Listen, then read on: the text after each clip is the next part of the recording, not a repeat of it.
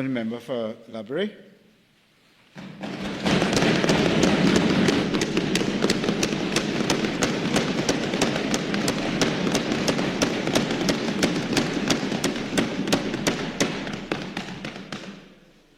Thank you, Mr. Speaker.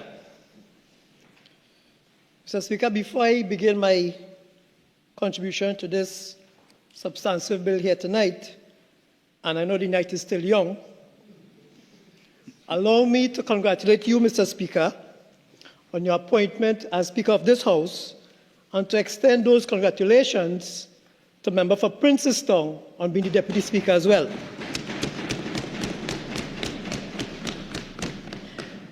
And allow me as well, Mr. Speaker, to congratulate the Honourable Member for Superior on once again creating history and blazing her trail in her own indelible way on once again becoming the only female elected Prime Minister for a second time in history.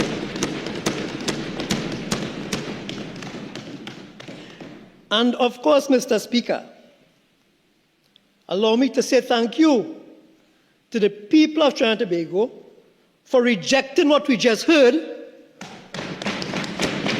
and for overwhelmingly supporting this government and bringing us into power. It will indeed be remiss of me if I do not say a special and a heartfelt thank you to the people of Brea and Point Fortin for ensuring that for the first time in a long time, they actually have representation in Brea and in Point Fortin. Mr. Speaker, I believe that by the time I take my seat, I would have already contributed more than the former member of Brea did in the last 5 years. Yes.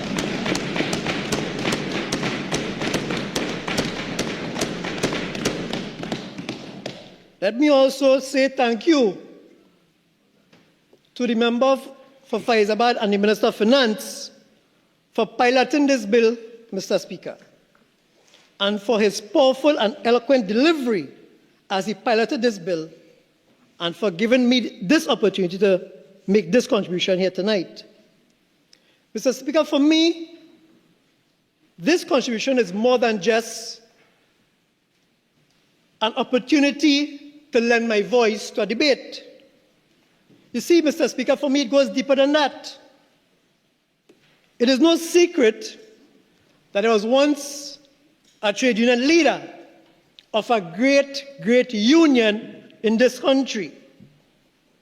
And as a leader of that great union, I would have joined my comrades of the Public Service Association in rejecting and protesting against this TTRA Act.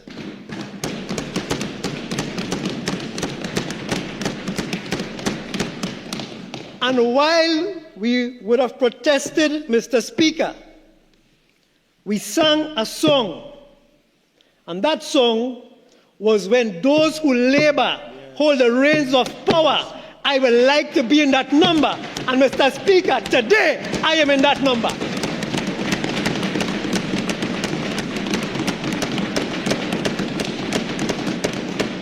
And Mr. Speaker, unless the population is fooled and believes otherwise, the member for Port of Spain, North St. Anne's West is no comrade of mine. Mm-hmm. Yeah. He called me comrade earlier on. Earlier on he called me comrade. But you see, Mr. Speaker, a comrade does not do what they did to the labor movement for the last 10 years. That can never be a comrade, Mr. Speaker. So he's no comrade of mine. And certainly, Mr. Speaker, some may even say that what would have transpired with the labor movement, and especially with me, that my entry into the politics and into this house is poetic justice. Yes, ma'am. Yeah. Yeah.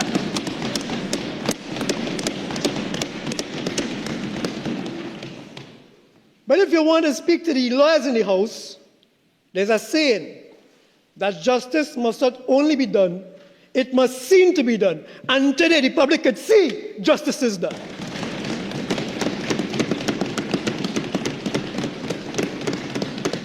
Mr. Speaker, lending my voice here tonight to this debate signals to this country that there are two very important elements that this government holds dear and takes seriously. Earlier on, we debated the Children Life On Act, which signaled clearly that children means the world to us in government. And now we are debating the repeal of the Trinidad Revenue Authority Act, which signals clearly that this government cares about labor more than any other government in this country.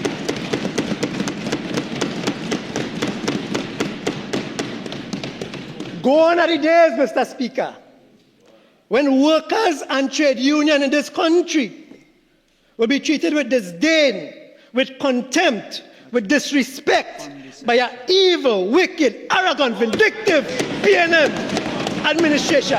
Gone are those days, Mr. Speaker.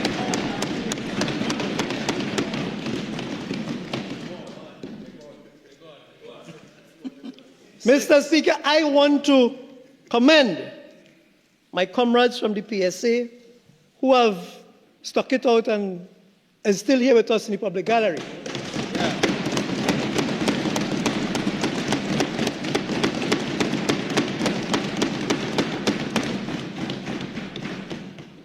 And they have fought long and hard. And again, in the labor movement, we sing, help will come when help is needed. Comrades, help is here.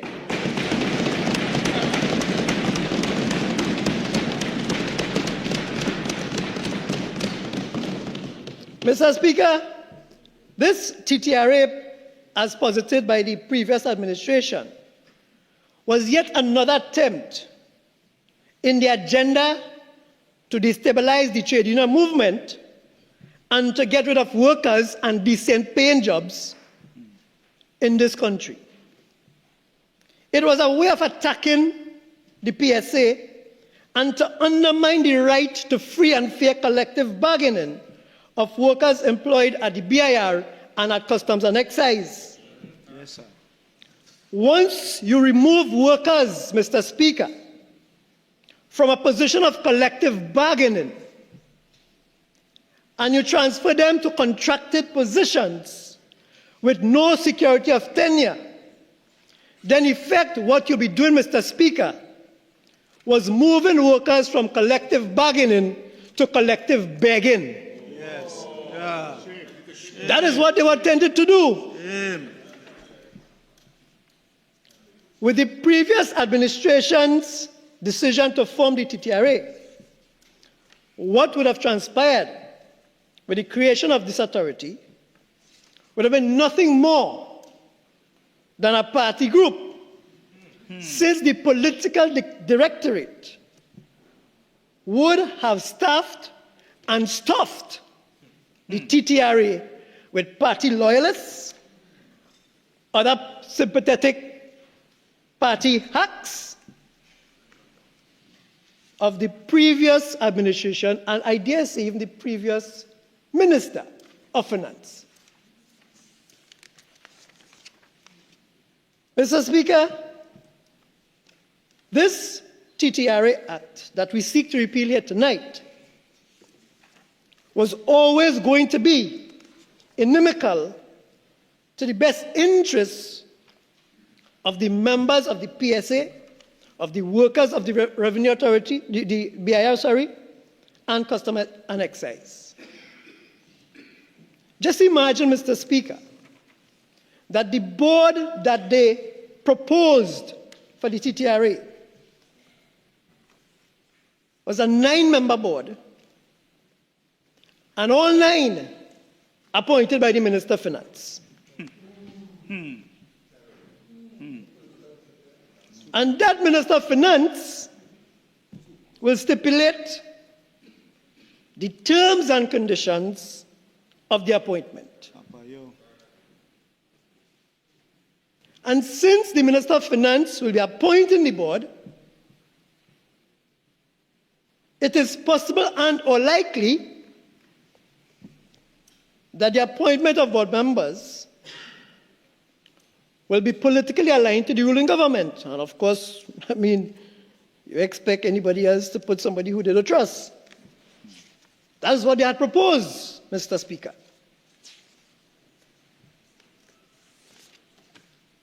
But thank God for April 28th that we have seen the light and we have gotten relief from that.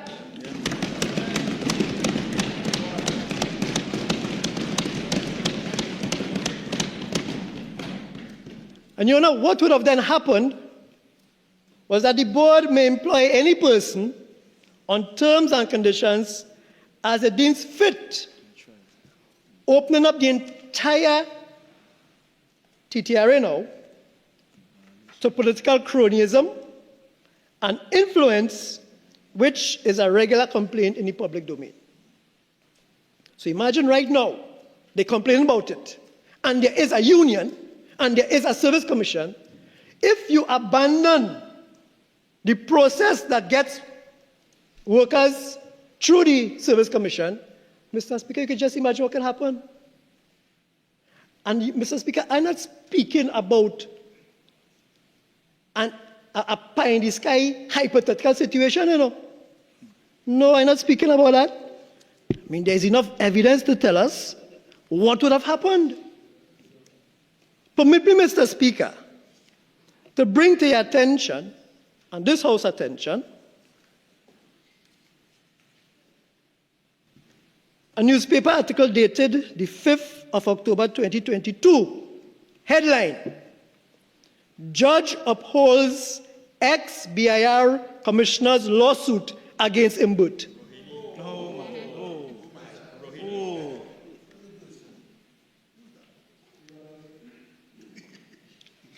The article goes on to state, Mr. Speaker, a former assistant commissioner of the BIR has emerged victorious in her legal battle against Finance Minister Con Imbe over being treated unfairly in her bid to be appointed chairman of the organization. Mr. Speaker, this is not TTRA, no. This is BIR.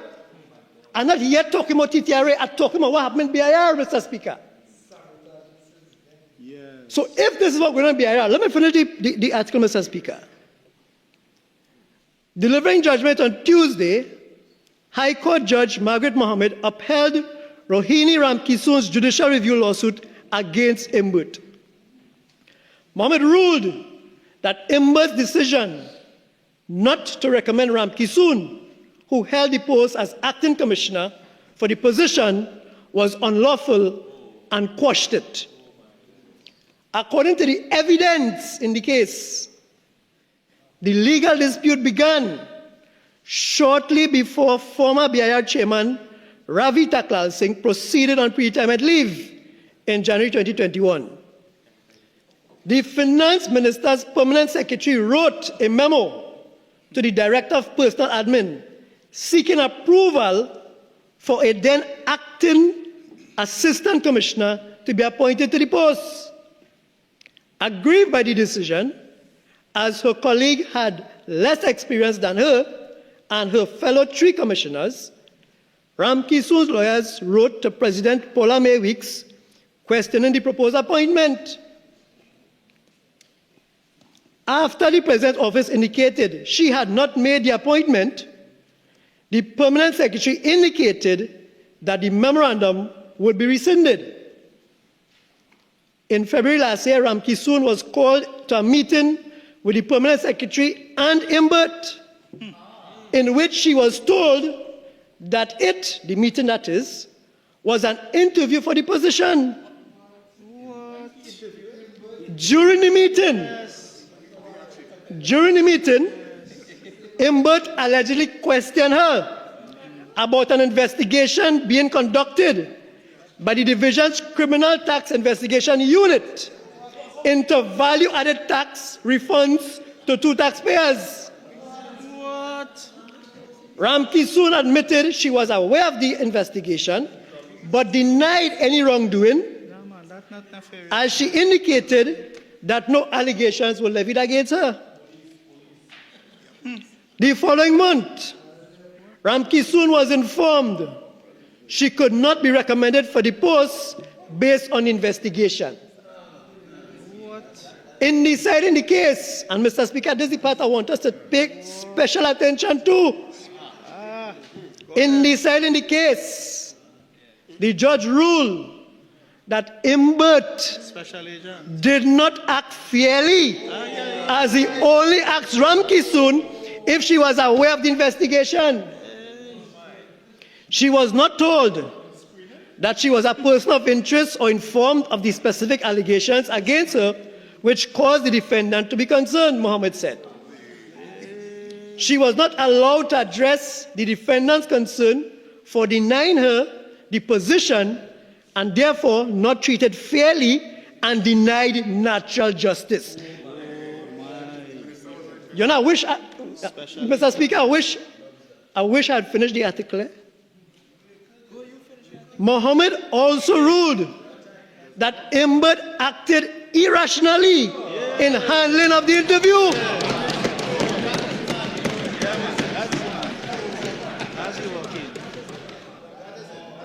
In my opinion, there was no evidence that the defendant considered that the persons who were involved in the approval of the payment of the tax refunds were persons other than the claimant, and that the CTIU was still conducting inquiries where it did not name the claimant as a person of interest, she said. Mohammed rejected claims from Imbert's legal team that Ramki Soon's case was academic, as she could not be reconsidered Point of order, Mr. Speaker. for the position because she reacted. Standing Order 49. The member obviously does not know is new. That matter is under appeal. It is therefore sub judice. It is sub judice, Mr. Speaker. It's under appeal. And I stand by what I say. It's under appeal. Mr. Speaker,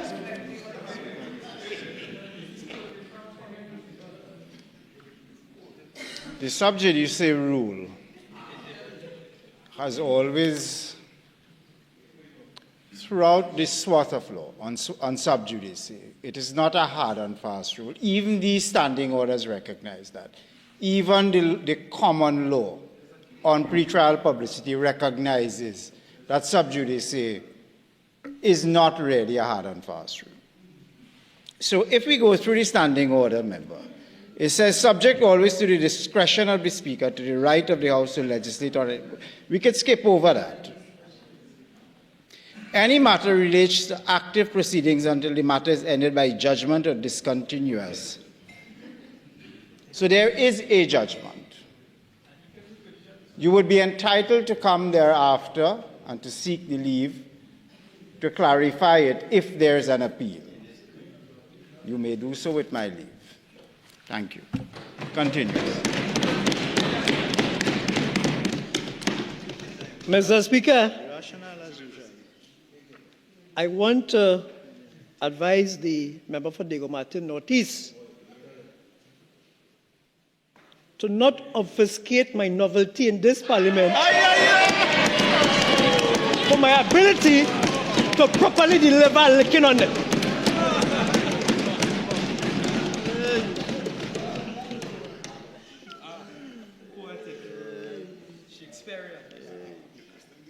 This is a trade unionist. Mr. Speaker, I will earn the side of caution.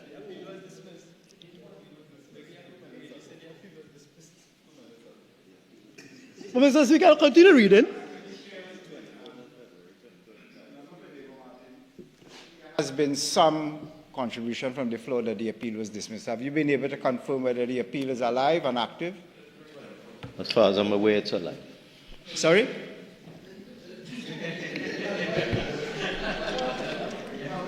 Mr. Speaker, Is it the appeal, the Ministry of Finance and Ronnie Ramkissoon? Right, it was dismissed on the 24th of February 2025. Yes.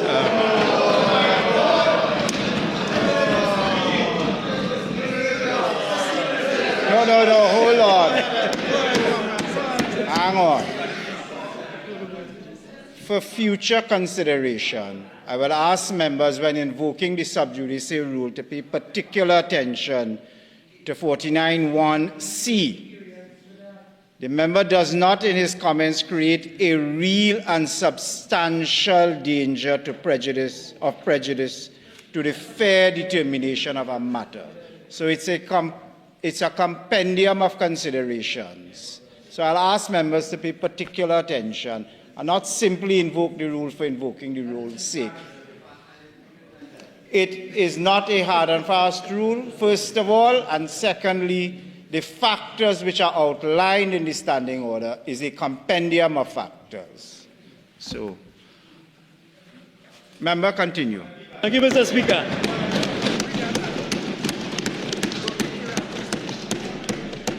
Mr. Speaker, in as much as I was in full flight and shut down, can I just request that I get back my injury time, please?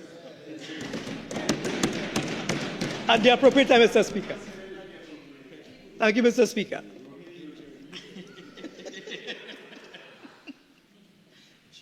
I was at the paragraph that said, Mr. Speaker, in my opinion, there was no evidence that the defendant considered that the persons who were involved in the approval of the payment of tax refunds were persons other than the claimant, and that the CTIU was still conducting inquiries where it did not name the claimant as a person of interest, she said. Mohammed rejected claims from Imbert's legal team that Ramkissoon's case was academic, as she could not be reconsidered for the position because she retired with the case still ongoing. Saying the ministry used the wrong appointment procedure initially, the judge suggested that the judgment would assist Imbert when he has to make similar appointment recommendations in the future and will serve as a deterrent to avoid another misstep. In the absence of any legislative procedure to guide the defendant, it is important that he understands that he has a duty to exercise his discretion lawfully, comply with the principles of natural justice, and to act reasonably and rationally when making his decision. Those are not my words, those are the words of the judge in the case speaking about the former Minister of Finance. Yes.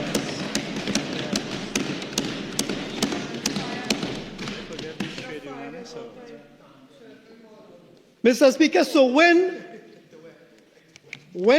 there's a complaint that based on the structure and the wording and the shape and form of the act, that the minister has too much power, you could just imagine if the UNC did not win, what would have happened to all of those workers in BIR and customs? Yes. Only imagine.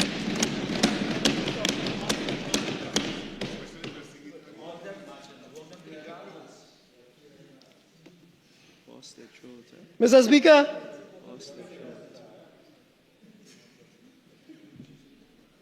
within the BIR and the Customs and Excise Division, there are certain specific, specified jobs that does not exist anywhere else in the public service. So for the other side to say that they had options to stay, to move, to go somewhere else, really and truly, Mr. Speaker, they really had no options, you know. It's take it or leave it or do or die, you know. Disingenuous.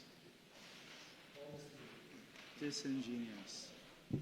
They are very limited or few equivalent jobs in the wider public service for particular categories. I can name a few, Mr. Speaker.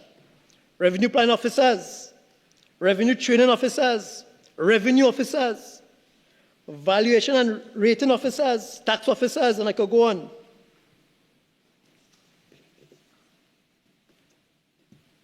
Additionally, Mr. Speaker, these specialized workers, they would have pursued additional training and studies in order to attain their jobs.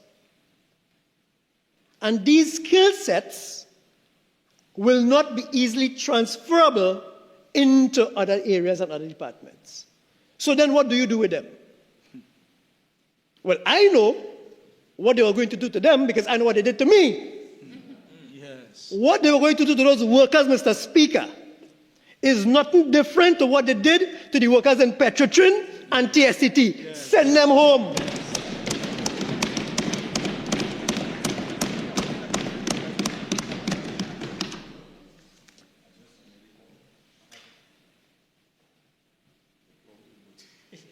Mr. Speaker, when they move workers from a permanent job to a contract job, what that does to the worker is that that worker is unable to access loans, whether it's loans to buy a house or to buy a car. They're unable to live comfortably from month to month because they're wondering, after the end of this contract, what's going to happen to me? Will it be renewed? Will I be sent home as they did with others? And therefore, because workers have no security of tenure, it is difficult for any worker on contract to have a decent standard of living. But maybe that was the plan. I hope not.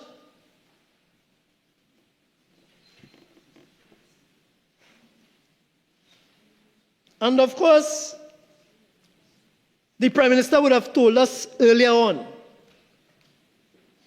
about the prevalence of contract work in the public service. Hundreds of millions of dollars spent on short-term contract and people on short-term contract. Hundreds of millions of dollars.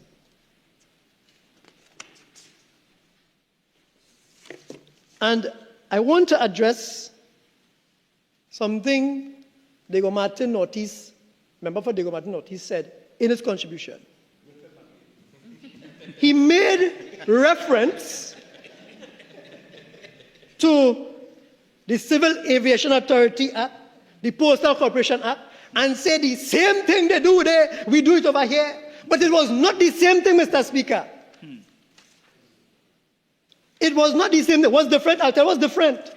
What's different is that within the civil aviation and even the Postal Corporation and even some of the RHAs, Mr. Speaker, the unions that represented the workers before the authority was created was transferred into the new authority. That is what is different. So there was no need for the PSA to go back and ask again for recognition for civil aviation. Yes. There was no need for NUGFW to go back and ask for recognition within the RHA. It just transferred. With that side, Mr. Speaker, what was going to happen is that...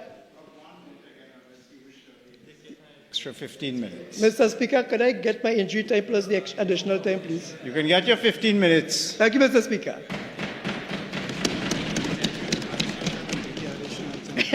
Take your time. Yes. With the Revenue Authority that they were going to create, Mr. Speaker, the PSA was going to be left outside in the lurch, in the rain, in the dark, and the workers would have been inside there, on their own, by themselves, and at the whims and fancies of the political directorate. That's what was going to happen. Special investigator. Officer skin.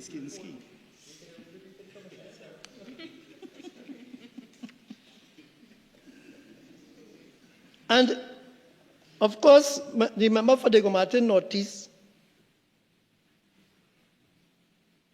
made a statement that they'll be transferred on terms no less favorable than what they enjoyed in the public service. But, Mr. Speaker, that cannot be upheld, since the officer, upon transferring to the TTRA, will no longer be beneficiary of a collective bargaining agency and will no longer be afforded the protection of a union. So it can't be the same terms and conditions. Violating the constituency rights, constitutional rights. Because what happened with the revenue, with the Civil Aviation Authority and with the Postal Corporation Act was that the union came across and terms and conditions continued. That is not the same thing that they propose, Mr. Speaker.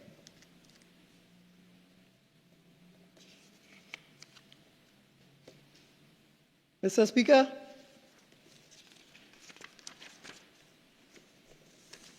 the same salary that they're proposing for the workers of the Trinidad and Tobago Revenue Authority, the same infrastructure that they're putting into the Revenue Authority, the same resources that they're expending into the Revenue Authority, the same training and developmental program that they're executing in the Revenue Authority. If you put that same resource, that same effort, that same program, that same effort into BIR and Customs, there'll be no need for a Revenue Authority, Mr. Speaker.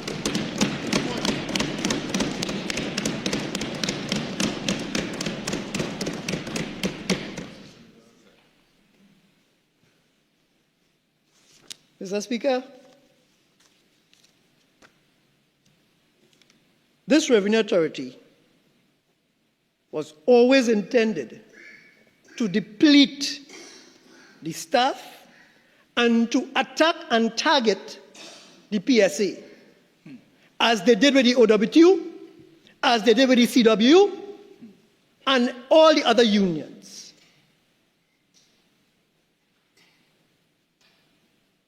They were going to attack workers, send workers home again. 500 went home in TSTT. I passed in the first 500. Our next 450 went home in well, that happened in 2018. Our next 450 went home in 2022 in TSTT. 5,000 went home, well, all went home in Petrotrin. Everybody in Caroni Green got fired. Everybody in Government Human Resource Services get fired. Everybody in TDC get fired. Revenue Authority would have been no different, Mr. Speaker. And then I saw recently on social media a hotline created by that side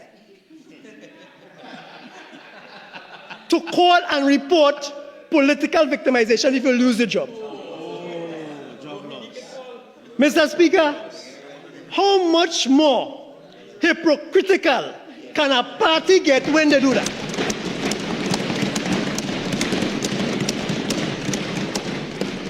Where was the hotline for me when they came out at TSTT?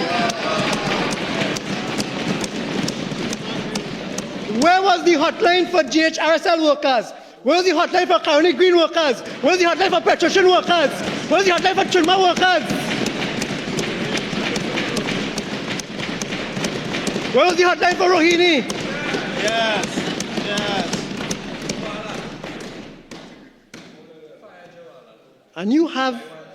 And they have the gall, Mr. Speaker. They have the gall to post it as if they care. But they only care because they see, Mr. Speaker, when I was small, if it's one thing to get me in shape, it's a good looking, They only care because they get a good looking, Mr. Speaker. That's the only reason why they care. They did not care before. They were arrogant, dismissive, contemptuous, vindictive, hateful, spiteful against us. And that has not changed. Mr. Speaker, I hold no brief for the former member for Diego Martin West. None.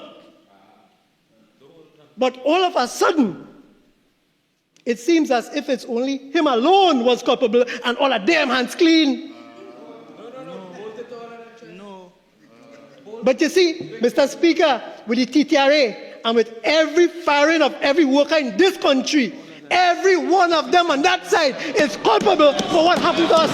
Every one, not one shall escape unscathed.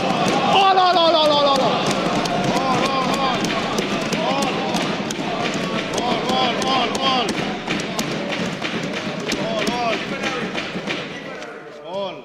Mr. Speaker, I heard a statement made earlier on by Port of Spain, North St. Anne's West.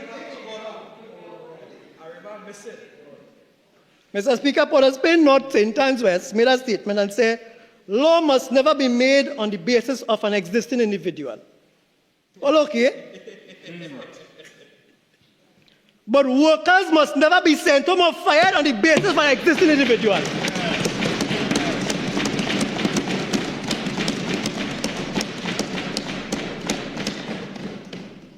And Mr. Speaker, before I take my seat,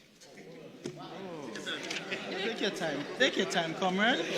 Take your time, comrade. the member for Diego Martin Northeast, when he stood up for his contribution, the first thing he said was he highlighted the deficit budgets of the UNC government between 2010 and 2015. Mr. Speaker, the highest the budget reached in the deficit between 2010 and 2015 was minus 7.3% of GDP. That was the highest it reached between 2010 and 2015. Mr. Speaker, between 2016 and I'll stop at 21. 2016, minus 9.84% of GDP. 2017, minus 10.45% of GDP. 2018, minus 5.89% of GDP. 2019, minus 3.7% of GDP. 2020, minus 10.45%, the highest, but it's COVID, the highest it has ever been. 2021, minus 8.38%. And have the temerity, Mr. Speaker, to come in this parliament to tell us that we ran a deficit budget from 2010 to 2015 when he knew was that way?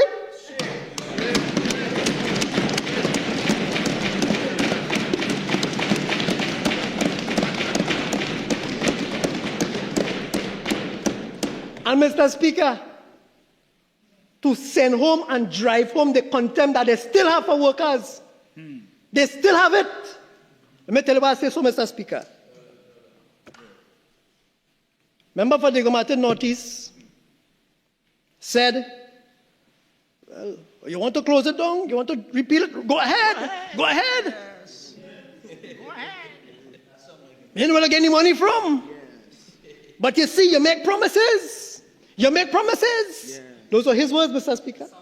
Yes. It's on there. Mr. Speaker, in response to him,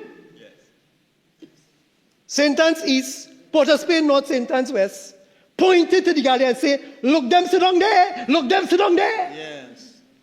As if the people who sitting in the public gallery do not have matter. any family, any life, and they do not matter.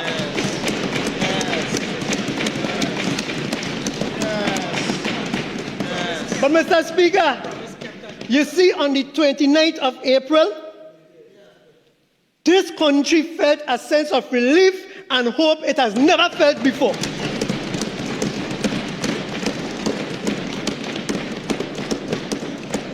And even though, Mr. Speaker, we have been left with an empty treasury, even though we have been left with a country that has run away on crime, even though we have been left with a country that needs fixing badly, Mr. Speaker, Tonight, we give you the assurance that we will fix it and it will be better.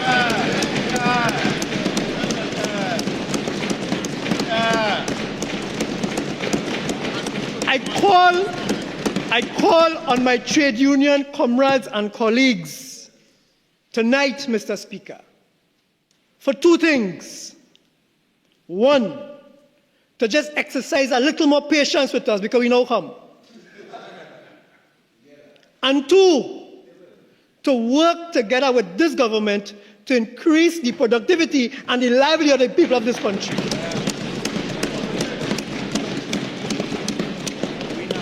Rest assured, Mr. Speaker, rest assured, we will not treat workers with the contempt, disrespect, scorn, hate, evil, wickedness, vindictiveness that they have been accustomed to for the last 10 years. That is not going to happen with this government.